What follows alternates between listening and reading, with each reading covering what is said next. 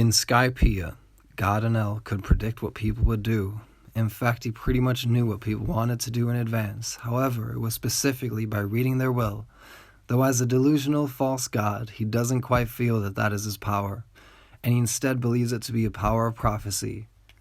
He believed he had to be correct about his prediction of 5 people surviving till the end of his game, since he was God and his prophecy was an absolute predetermined fact, when in actuality he was only able to read people very well. Knowing this, Luffy decided to turn his brain off and basically become nothing. His body reacts on pure instinct to outside stimuli without any thought. But doing this, he is unable to attack the false god and predictor of will, Enel, so instead Luffy must do what he already wanted to do, whether God knows that he will or not. Ring the bell and tell Cricket the city of gold is in the sky, gods be damned. If the light of Shandora has lit in the process and the world is saved, so be it. Going against what you want gets you nowhere. Luffy's true freedom is doing what he wants to do, even if it's predicted by a false god that believes his predictions to be absolute. 800 years ago, someone could see the dreams that would be inherited by the strength of people's will for freedom through the ebb and flow of the ages, the things considered inevitable by Roger, who had heard the truth.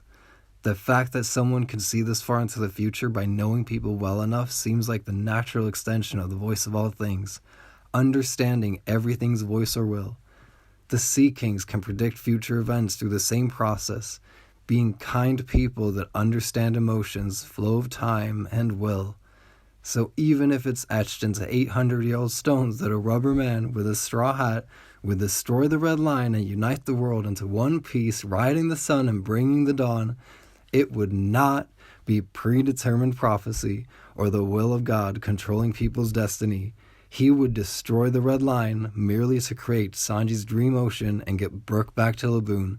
He'd only traveled around the world as a son because he wanted an adventure and the great possible treasure of the One Piece.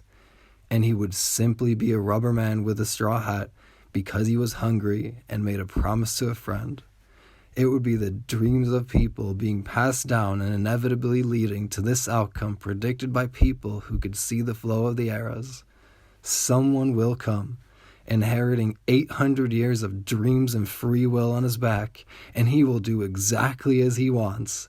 So it's as if it was written in the stars or engraved in stone, yet still he is free, because a pirate does what he wants, and the Pirate King is simply the freest man on the seas. Amen to that.